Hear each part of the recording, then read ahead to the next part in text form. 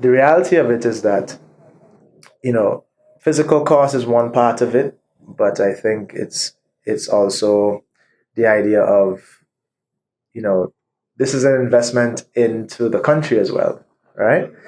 Our bus stops are, they're there for a reason. You know, they're there to provide shelter when it's hot, when it's raining. Um, Obviously, an access point to public transportation as well, and we also do a great part in terms of maintaining these spaces, and we also use them as a format for getting messaging out to our customer base and to the general public. Um, so,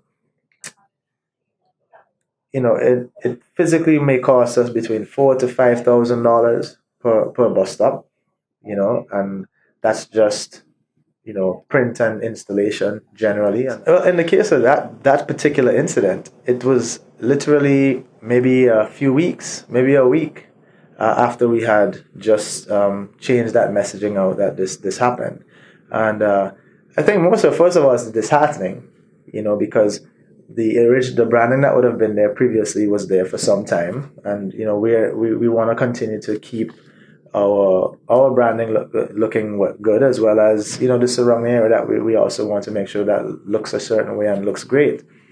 So it was very disheartening at first to see it, because you're saying, well, you know, we literally just fixed this bus stop.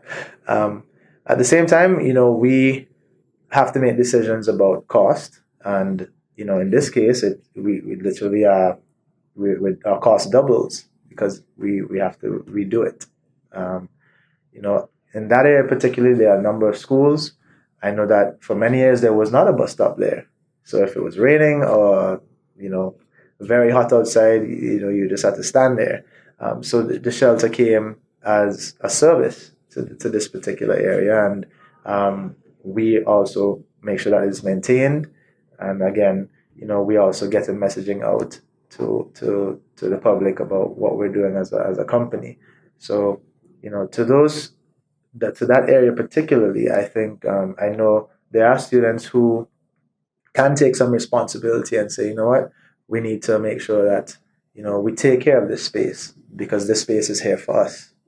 What I'd like to do is just, you know, ask that the general public look out for any, you know, vandalism that may be happening. I know that, you know, it just takes one person to step up and say, hey, you know, you guys, you don't need to be doing this, you know, and I think that can make a big difference as well.